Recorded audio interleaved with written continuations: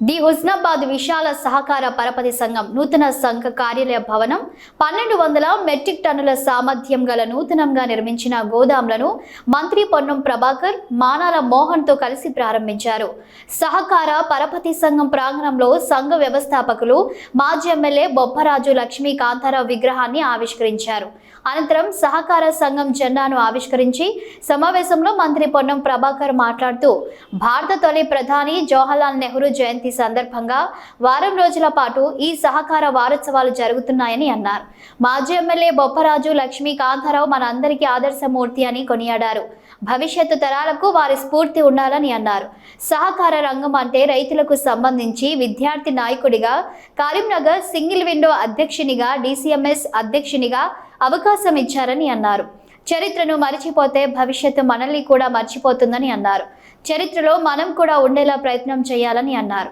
ఈ కార్యక్రమంలో ముల్కనూర్ సహకార బ్యాంకు చైర్మన్ మాజీ ఎమ్మెల్యే ప్రవీణ్ రెడ్డి, జిల్లా సహకార సంఘం అధ్యక్షులు Konduru Ravinder, Telangana cooperative union chairman Manala Mohan, Setwin chairman Giridhar Reddy, additional collector Abdul Hameed, Siddipet జిల్లా గ్రంథాలయం chairman Lingamurthy, single window chairman Bolisetti Shivaiah, municipal chairman Akula Rajitha Venkanna, municipal vice chairperson Aileni Anitha, councillors, అధికారులు, పార్టీ నేతలు, బొప్పరాజు లక్ష్మీ కాంతారావు తనయులు, సంఘ సభ్యులు తదితరులు పాల్గొన్నారు.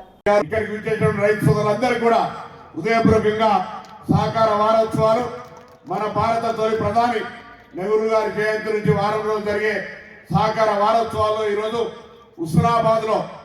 హుస్నాబాద్ సహకార వ్యవస్థ స్థాపకుడైనటువంటి మాజీ శాసనసభ్యుడు, మాజీ సర్పంచ్, మనందరికీ ఆదర్శమూర్తి.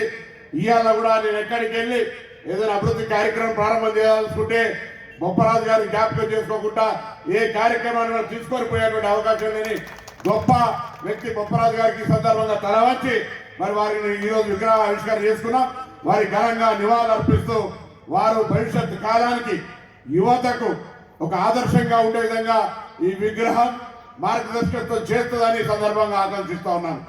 ఇదో పెద్ద అందరూ కూడా చాలా మంది మాట్లాడినారు. సహకార రంగం అంటే రైతులకు సంబంధించి ఒక గొప్ప కార్యక్రమం.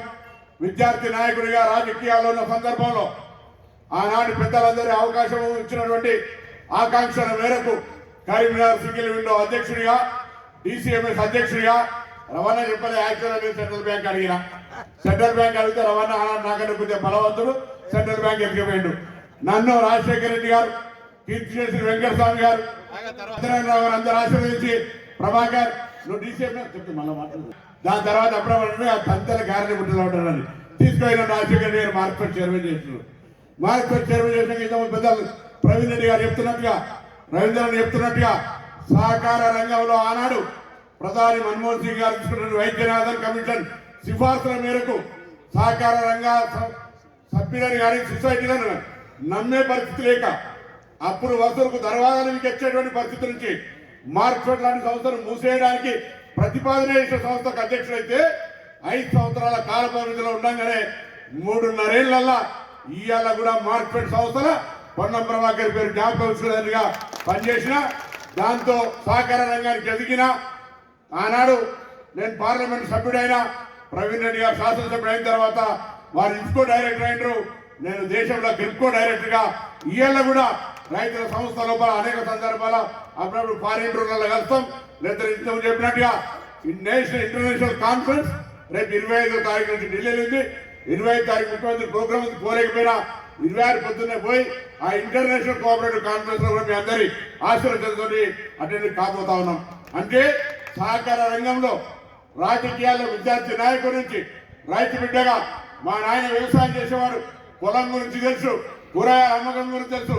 ఆ విధంగా రైతు బిడ్డగా నేను మార్కెట్ చైర్మన్ అయినా. మార్కెట్ చైర్మన్ అయిన తర్వాత ఇంతకు చెప్పినట్టుగా కొనుగోలు కేంద్రాలు మా నాయన తెలుసు. దాన్ని అమ్మబోతే 3-4 రోజులు మార్కెట్లో ఉండేటువంటి పరిస్థితి. మా అమ్మ మా అన్నతో ఎవరితో సద్ది పంపుతుండే.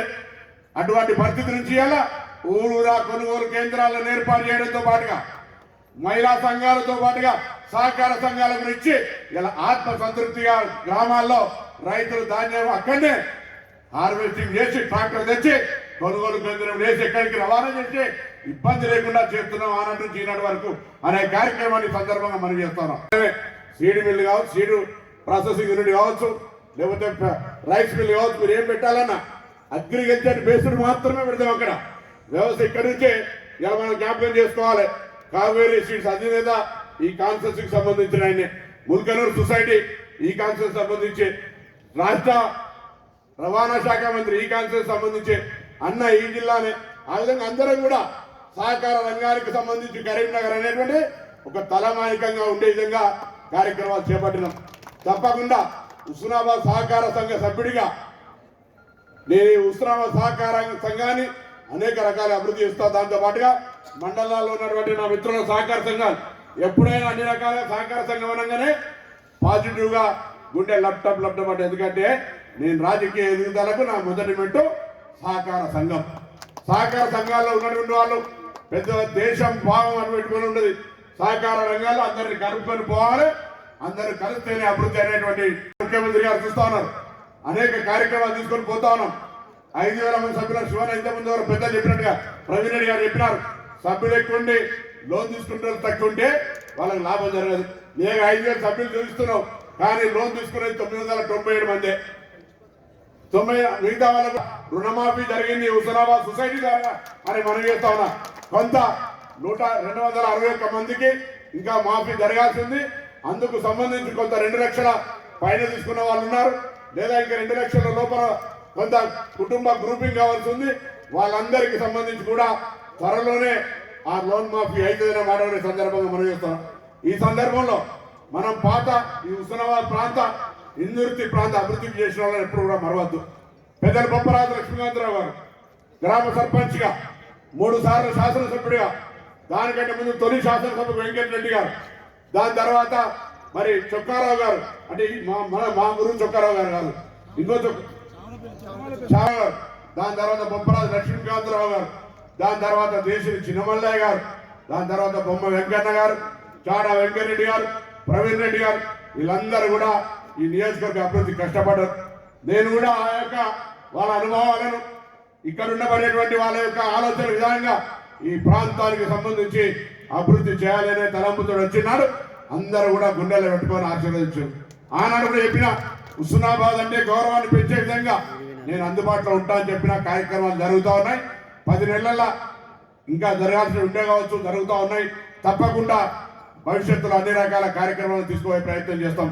ఇవాళ బొప్పరాజు లక్ష్మీకాంతరావు గారు కావచ్చు, దాని తర్వాత మన దేశీ చిన్నమల్లయ్య గారు కావచ్చు, బొమ్మ వెంకన్న గారి విగ్రహాలను నాగారం చౌరస్తా మీద పెట్టి త్వరలోనే అదొక వాళ్ళ చౌకగా ఏర్పాటు చేసి వాళ్ళ యొక్క విగ్రహాలను కూడా ఏర్పాటు చేసే విధంగా పట్టణంలో ఏర్పాటు చేయబోతున్నాం అనే మాట కూడా ఈ సందర్భంగా మనం చేస్తున్నాం. ఆ విధంగా వారిచ్చినటువంటి మార్గదర్శకత్వం, వారిచ్చినటువంటి ఆలోచన, వారిచ్చిన స్ఫూర్తి తప్పకుండా ఆచరణలో తీసుకుంటామనే మాట వారి కుమారుడు గారు రాజేశ్వరరావు గారు మనం చేస్తున్నాం. మీ అందరి సంబంధాలు ఇప్పుడు అడిగిన అన్న వేదిక మీద అంగీకారం చెప్పు, అక్కడ పడే పాత ఇళ్లను చిరస్థాయిగా బొప్పరాజు లక్ష్మీకాంతరావు గారి గృహాన్ని ఈ హుస్నాబాద్ ప్రాంతాలకు ఉపయోగపడే విధంగా తీర్చిదిద్ది అందరికీ అందుబాటులో ఉండే విధంగా దాన్ని తెద్దామనే మాట చెప్తా ఉన్నా. మూలకు పడి ఉన్నది, ఎక్కువసేపు ఏం మాట్లాడకపోతే అది కూలిపోతుంది కావచ్చు. దాని జాగ్రత్త బాధ్యత మున్సిపాలిటీకి అప్పచెప్పి దానికి సంబంధించిన మొత్తం ప్రభుత్వ పరంగానే అన్ని వ్యవహారాలు చేసి వారి పేరు ఫోటో పెట్టి దాన్ని ఉపయోగంలోకి తెచ్చే విధంగా మీకేం పెద్ద భగవంతుడు లక్ష్మీ కటాక్షం కూడా బాగానే ఉంది. అనేక దానాలు ఇచ్చారు అనే మౌనం అంగీకారం. వారి తప్ప కూడా ఒకసారి గట్టిగా తప్పట్టు కొట్టి వారికి సంబంధించి, ఎందుకంటే ఇక్కడ చాలా ఇలా అనేక ఏర్పాట్లు ఎక్కడెక్కడ సంస్థలు ఉన్నాయో వారి ఆలోచన, వారి స్థలం, వారి యొక్క ఆలోచన ఉంది. తప్పకుండా అటువంటి వ్యక్తిని మనం జ్ఞాపకం చేసుకోవాలి, మర్చిపోవద్దు. ఇక్కడ వాళ్ళందరూ కూడా చెప్తారు, గతంలో ఉన్న చరిత్రను మర్చిపోతే భవిష్యత్తు మనల్ని కూడా మర్చిపోతారు. మనం పాత చరిత్రను మర్చిపోతే భవిష్యత్తు మనం కూడా చరిత్రలో ఉండడానికి అవకాశం ఉండదు. కాబట్టి చరిత్రను జ్ఞాపకం ఉంచుకొని భవిష్యత్తులో ముందుకు పోవడానికి ఆలోచన చేయాల్సినటువంటి తరుణం ఇది. కాబట్టి దయచేసి అందరూ కూడా ఏదైనా చిన్న చిన్న ఇబ్బంది ఉన్నా ప్రయత్నం చేద్దాం. అందరం కలిసి రాజకీయాలకు అతీతంగా నా మిత్రుడు నేను సతీష్ బాబు గారు చెప్పిన అన్న, ఏదైనా సమస్యలు ఉంటే తప్పకుండా నా దృష్టికి తీసుకురా. నువ్వు మాజీ శాసనసభ్యుడు 2 సార్లు, తప్పకుండా నీ యొక్క ఆలోచన కూడా పరిగణలోకి తీసుకుంటా. అధికారంలో ఉన్నాం, తప్పకుండా ప్రజల సమస్యల్ని మనం అక్కడ మున్సిపాలిటీ తరఫున ప్రారంభం చేసినాం. వారు ఆ రోజు ప్రారంభం చేశారు, నేను నా చేతుల మీద ఇనాగ్రేట్ చేసిన వారికే ధన్యవాదాలు చెప్పిన. అట్లనే కొన్ని కార్యక్రమాలు ఇవాళ వారి చేతుల మీదుగా ప్రారంభించినాయి.